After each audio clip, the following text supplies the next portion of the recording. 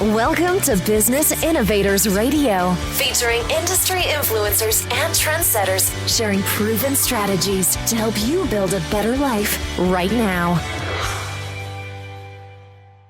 Hello and welcome to the show. I'm your host, Janet Vassell.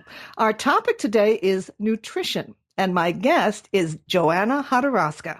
She's the owner and founder of Nutrition in Motion, which provides nutrition coaching services to help your body heal. Joanna uses real food nutrition, path to heal energy work, and essential oils to help your body heal body, mind, and soul. She helps to identify the root cause of the issue and find the solution you can live with and repeat every day. Joanna empowers you to choose the foods and activities that are right for you. Welcome, Joanna. Thank you, Janet, and I thank you for inviting me and having me on the show. Well, that was a good thumbnail of what you do, but let's get into what's your business about and the creation story. What led you to this business? Well, what led me to it? Well, this goes back 16 years ago, probably about 4 or 5, 6 months after I did my first Ironman triathlon, which you may or may not know. That's a 2.5-mile swim, a 112-mile bike, and a 26-mile run. That is called an Ironman, and you get to start all at 7 o'clock and you're done before a certain time. I managed to do it under 12 hours with severely dehydrating, but about 6 months later, I developed adrenal fatigue. So here I was, this extreme athlete, very accomplished, and then I couldn't even get my butt out of bed. I was literally sleeping for 11 hours a day and feeling completely dead and exhausted. I basically looked like The Walking Dead. And I should probably look up some of the pictures from them because I really looked, my skin was gray. I just looked like Walking Dead. So wow. I had been working with another nutritionist at the time because I was ready to start training for another Ironman, which was that May. And between her and my alternative doctor, they diagnosed me with adrenal exhaustion. Because as a competitive athlete, you don't find that adrenal fatigue is good enough, so you have to go way off the cliff and go to exhaustion. So basically, through that whole process of my body systematically shutting itself down because I was so focused on training and running away from life, and I let my body shut itself down. I ignored all the warning signs, one of which for women, a great warning sign is your monthly cycle stops. And after 4 months of it stopping, I finally called my doctor and said, I think I have a problem. But then, but then all the other symptoms started coming up after I actually got the diagnosis, got some testing, and stopped training for a week or two. And when I came back from a week-long vacation, which of course I couldn't unwind because I was wired and tired, I would go for 4-hour hikes, going exploring the wild, vast Red Mountain wilderness out in Ivins, Utah. And when I came back, I felt like one of those cartoon characters where I got completely run over by a truck and flattened and ingrained into the pavement.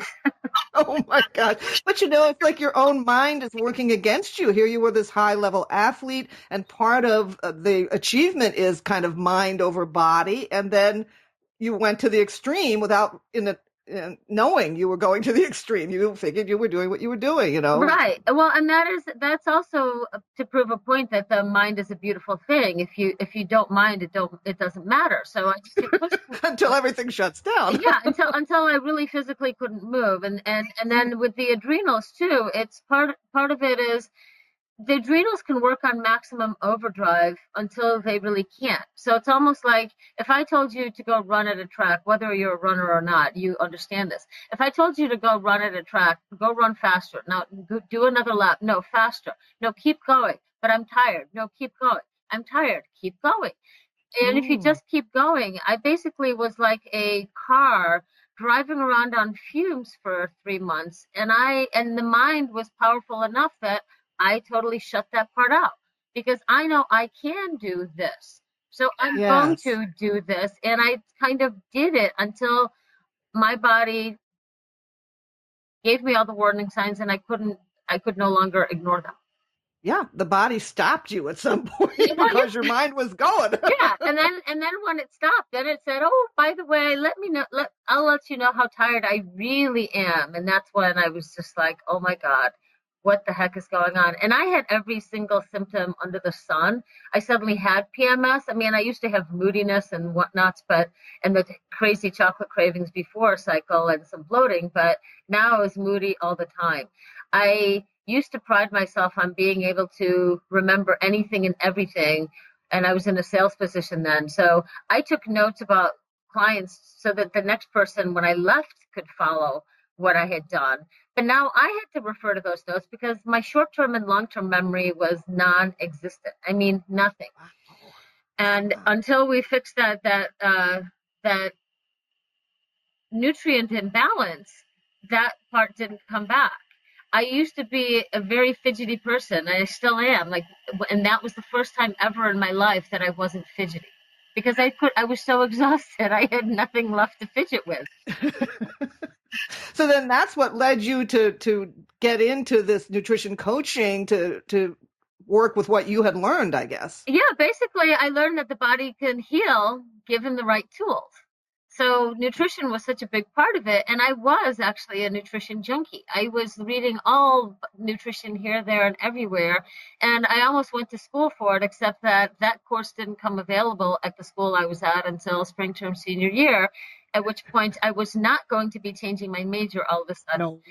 No. No. So So then who is it that you help these days? Is it athletes? primarily I work with athletes. That is a big focus because I have been an athlete for basically my whole life, but I've been a competitive athlete for 28 years. So I understand a little bit more about what athletes go through, especially with training and the training 2 times a day and understanding that they need to eat properly and get the nutrients in and the nutrient timing and the combination of meals correctly so that their body doesn't break down and do what mine did. Mm-hmm. Mm-hmm.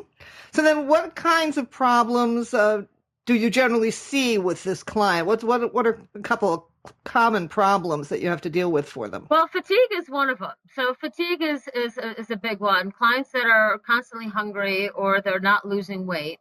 And then the ones that have unresolved and chronic GI issues. And that can include both the athlete and the non-athlete, because the only difference between my athlete clients and my non-athlete clients is that the athletes usually compete and the other ones do not. Uh-huh, uh-huh. But they just might be people who exercise and that sort of thing at home, right? I mean, they're not competitive, but they're still fitness people. Right. Right. So I basically work with any level of athlete, the athlete that is just beginning or the elite athlete or anybody in between. And it could be triathletes, cyclists, ultra marathon runners. It could be anybody on team sports. I do a lot of lectures for team sports at running clubs and soccer teams for teenagers. Mm-hmm. What's the process? Could you give me a little thumbnail of the client experience? If someone is working with you, how does it start, and what's the process of working with you? So typically, when I start, I do encourage that we have a phone conversation to start with, and that could range anywhere from I've had it range anywhere from 15 minutes to 30, and some even an hour, because they need to understand more of what I can do for them, as well as I need to get a little bit more information as to whether I can actually resolve their issue or not. So typically it's a 15, 30-minute conversation to start with, finding out a little bit more about their background. How did they get there? Ask more questions. When did this all start? And then I have them complete some initial forms, which has a health history form and a symptom questionnaire, as well as a record of 4 days of food logs, because then I can actually see where is the food in terms of creating the symptoms or making them worse. Or not matching up with their activity and that sort of thing. And matching it up with their symptoms too, because I have some where, especially if they're suffering from headaches or GI distress, well, when is this GI distress worse? Is it worse after eating certain foods, or is it better? And a lot of times I will have them track what their stress levels are as well, because stress is a big culprit for making any symptom worse. And certain foods will also create more stress on the body because they're hard to digest, or create inflammation, which is going to create more pain and more GI issues and more, as I call it, health issues that are unresolved. And if you don't know what's causing it, then you don't know how to fix it. Huh. So then what are the benefits of working with a nutrition coach like you, some of the basic benefits of having an outsider like a nutrition coach work with you? One of the benefits is I help you actually learn what foods are right for you. I will expand your horizon in terms of what foods you can eat. Because I think that was one of the frustrations that I had with two nutritionists that I worked with in the past is they would give me this list. Let's say you were diagnosed with candida or a yeast overgrowth or something of that nature. There's a whole list of what you can't eat. Well, that's all fine and dandy because now what am I supposed to eat? So Right. yeah. They tell you what you can't eat, but you've got to live, right? Right. So, you end up, succeeding in one way that you avoid those foods, but then you're craving all those foods because you don't know what else to replace it with. So that's one of the things that I do is I help you learn what you can eat. And that's a huge part because if you're eating sugar and we need to get rid of sugar because it's inflammatory, then I'm going to give you options in terms of what is an acceptable alternative. I also do nutrition response testing to verify will the energy of this food match the energy of your body so that you can thrive, or will it negate the energy of your body and short circuit it so that you are actually weak? What about the emotional side? Because as you were saying, we were both saying the mind, particularly in an athletic endeavor, is going to push you to finish the race or be the fastest or whatever. And the body might have a different idea. So how do you help people with your coaching nutrition services in the emotional arena? So depending on the person, I do have what I call my therapist hat, where even though I didn't go to school for psychology, I think through my own experience and through working with clients and doing the energy work, I can have that rapport with the client to find out, well, what is that underlying issue that is keeping you from making the changes that you need to make? What is the underlying issue that is actually causing your food cravings? What is the underlying emotional status and the stress that is causing your acid reflux or headaches or something like that? So part of it is a lot of asking questions, but I also use my energy work, which is the path to heal work, to help to energetically clear those issues so that they're no longer an issue. And I also use essential oils, which can naturally help the body heal some of those underlying emotions as well. And I have a book that I refer to, and I also now make custom roller blends because let's say you have anxiety. Well, if you have anxiety, you might be stress eating. You might be eating because you're taking care of the anxiety of you can't with food. With food, right? So instead of giving yourself love, and encouragement, or you're seeking that love and encouragement from the food that you're eating. Mm-hmm. So we need to help with that on many levels. Sometimes it's just talking it through and just identifying it, and the client goes, "Oh, wow, yeah, that's it."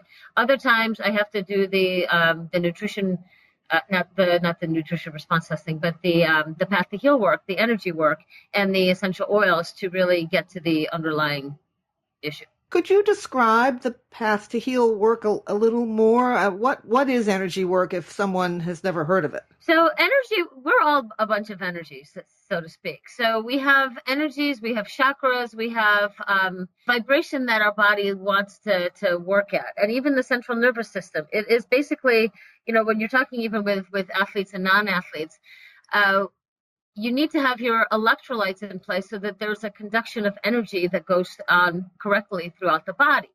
There's also like a unseen energy field too, which is what the chakras and the energy work and energy healers typically talk about, which affect that subconscious mind and some of the subconscious thoughts that we have, which end up being triggers for food cravings and other sabotaging of your own nutritional base. Yeah, right, exactly. Right. So, sometimes it's like I had one client who had issues with, she wanted to be gluten-free. Yet when she was with her friends and out to dinner, she would just give in to anything that they were doing because it was easier to fit in than it was to stand up for what was right for her. So doing a few path sessions, and it was 2 sessions, and she never had that problem come up again because we cleared that energy of not fitting in and gave her the empowerment to choose what was right for her, regardless of what other people thought. Oh, that's powerful. That's important that she could be able to say, look, I want to be gluten-free. I'm going to ask for gluten-free things, and you guys eat what you want, but I'm going to have what I want. Yeah? Right. And I don't care if you make fun of me because I know that this is right for me. Me, right. Yeah. Can you think of another story like that where there was someone with a challenge that you had to help them overcome and how you did it? Yeah, I have actually 2 of them. One that Good. was with the energy work and one that was without. So another client came in, and initially it was for acid reflux or GERD. When we did the nutrition response testing and the nutrition review, there really wasn't anything that screamed out there that said, "Oh my, this is totally the issue."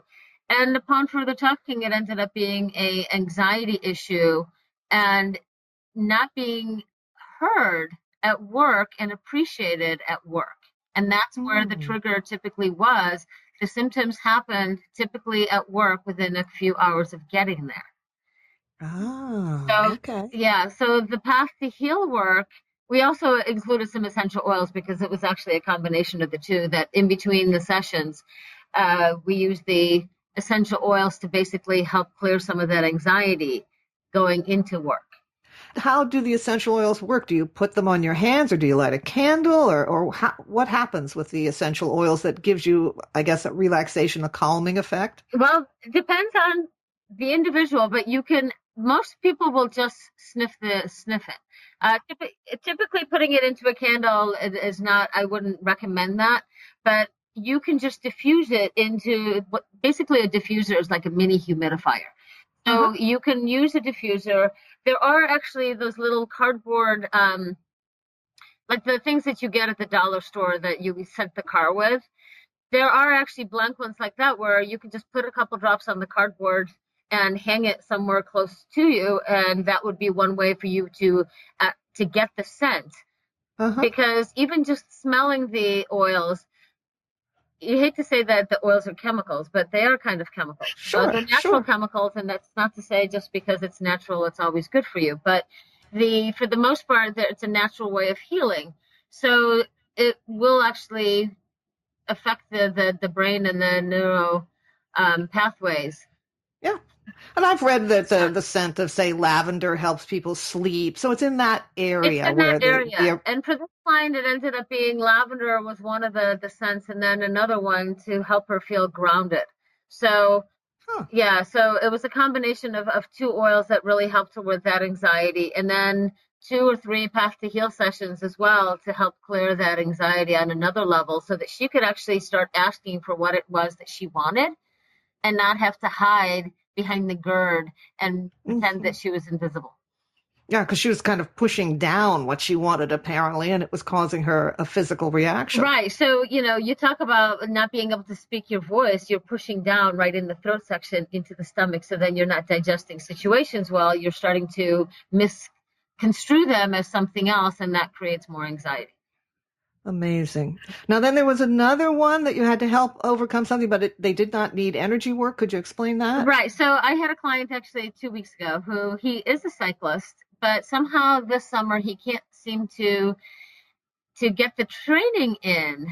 But he has made the connection that if he is exercising on a regular basis, his eating is better. So we did work on the eating, but then there's this hiccup. So the hiccup is I need structure for my exercise. Well, so we came up with structure. Then he comes back 2 weeks later, and guess what? That lasted for 3 days. So upon further questioning, it turns out that it's not really just the structure. It's lacking adventure. So he needed to find new routes to ride and new trails to ride and go hiking on. That's great. So, I mean, that's where the coaching comes in, where you're questioning and you're listening and you're kind of figuring out what's underneath all of this, and the person talking it through finds these realizations that helps them transform things. That's Right. wonderful. And through the questioning, I mean, I'm really having the client understand what their issue is by them actually finding what Sure. the issue is. So it really was kind of a really cool session with him because all of a sudden he's like, yeah, I just need adventure. See, and that's a breakthrough. That must make you feel great. Yeah. And so now it was just about, figuring out, well, how are we going to fit this adventure in for you? How he Yes. likes you, what are some of the other activities you do? So one of them is actually seeing movies and documentaries. So I said, well, why don't you find a matinee sometime, once a week or once every 2 weeks and go, your goal is to ride your bike 20 miles to that particular matinee and then ride home when you're on your back. And this is somebody who can ride 40 miles without any problem. Hmm. Because I wouldn't suggest that to anybody. Most people, ride 6 miles is enough for them. Well, that's what I really like about your work, because once you help someone find that solution, then you're really using practical ideas so that they can live with it and repeat it and keep at it. And that's the beauty of it. Right. And there's times where, it doesn't quite work right. Well, okay, that's part of the part where we learn from that. Why did that not work right? Why were you not able to follow this part of the recommendation? Right. And so once they learn how to overcome those issues, and I help them plan for those issues because, oh, I didn't give you my food logs because it was a bad day. I actually ask my clients, can you give me those bad days? Because those are the days that we will learn more from. Hmm. Not that you plan for bad days, but when they come, you need to have the tools in your toolbox that you can use and pull out and apply. And that's basically what I do. You don't learn as much from success as you do from failing. And when you look at what happened that caused the fail, that's where you really make your advance. Right. And I've actually changed that word from fail. So I call them steps to success. So it's basically those are your learning steps. They're not failures, they're learning steps. So now you Hmm. learn that this is what leads to this terrible day. How do we put pieces in place so that you don't have to experience it at such a terrible level next time? I like that. I like that reframing. Yeah. What would you say are a couple of popular misconceptions about nutrition coaching and what it can do for someone and the work that you do? Well, I think a lot of it was like, oh, it's too hard. I think that's probably the biggest one, or but it's me helping you learn how to do it, and once you've gotten the tools, I mean, you have a whole toolbox. You just have no idea what half those tools are in there and how to use them. Once you learn how to use the tools, you get to go play with them, and once you do that, I mean, it's really so much easier to do what you want to do. And it's not to say, oh, you're never going to be able to eat chocolate again. I love chocolate. What just don't tell me I can't eat it. I don't. Right, right. I really part of the misconception is, oh, I'm never going to be able to eat out with my friends again. Oh, I'm never going to be able to eat with these people again. And it Right, right. becomes, oh my God, I'm going to be cooking differently for me than the rest of my family. And nobody wants that. They don't want to be the short order cook. Right, and they don't want to be excluded. I mean, that's something that I was working with a client 2 weeks ago too. Is she came to me because she is on a strict diet and still has some issues, but she wants to be able to incorporate that better with the family so that it's on a little bit more of an even keel. That works. Yeah. What about from your business perspective, what would you say is your secret sauce, your expertise, superpower, if you will, that helps you solve these client problems? Part of it is my experience, and I think because I've had the experience, like a lot of people will complain of pain, and it's like, well, I can make joint pain go away. I can make all pain go away. How do I know that? Because I did it before I had my hip replacement. So Hmm. that was something where I have the experience. A lot of it is unfortunately my own, but it's also with other clients that I will look at what is the deeper issue going on here. And I will play with other things. Just because I figured out what is good for me, it doesn't really mean that that's good for everybody. I need to find what works for you. I am helping you find what's right for you and help you make the connection between the food that you're eating and the symptom that you're experiencing. Once you have that connection of this food makes me sick, then you are more empowered to say, I don't want to be sick. Yeah, exactly. It just loses its appeal because you've made that mind shift that says, I eat this, I get sick. Yeah. Right. And that happened to me when I was having my hip degenerate. I could tell you exactly what made my hip hurt and what didn't. And even to this day, 2.5 years later, I will still not eat those foods because it's inflammatory now, even though I don't have the hip to tell me it's inflammatory and give me pain. I have other symptoms instead. I have to share the story.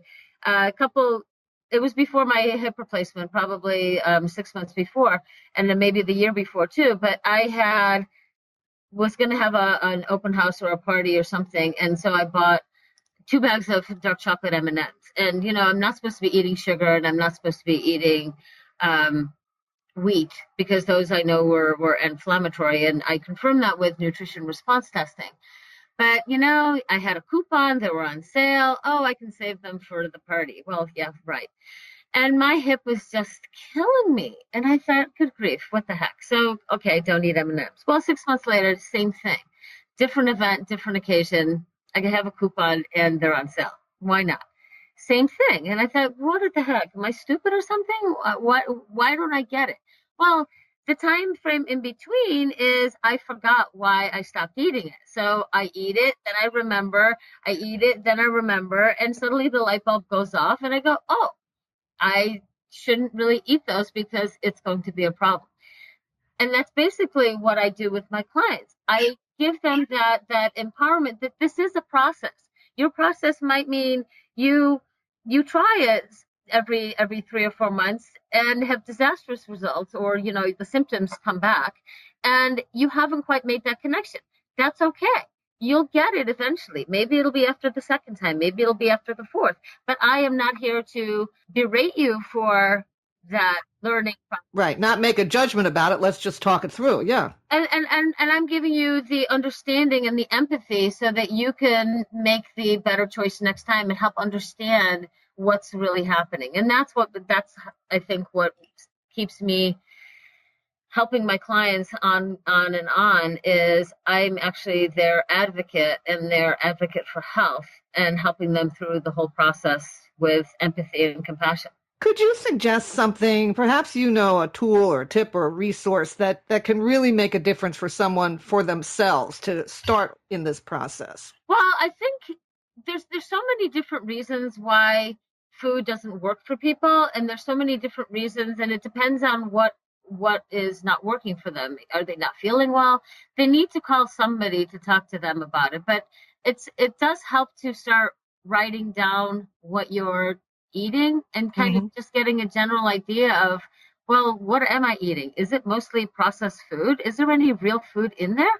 And that's, I think, the first step is take a look at what you're doing now and just see, are you actually eating real food, or is it all fast food, processed food, things that come out of a box or out of a package? I've done that in the past, and it is eye-opening when you actually write it down. Don't just think about it, but write it down, and you'll be like, oh my gosh, what did I eat today that had any nutritional value? Yeah, and it's not really even nutritional value. I mean, my whole goal is really to get the client to eat more real food and kind of go back to the way it used to be of cooking meals, and not every single day, because who's got time for that, but really starting to have an adventure with food and start making their own and finding time for that and finding that balance. Because part of what happened to me is I didn't have that balance, and that's why my whole body fell apart.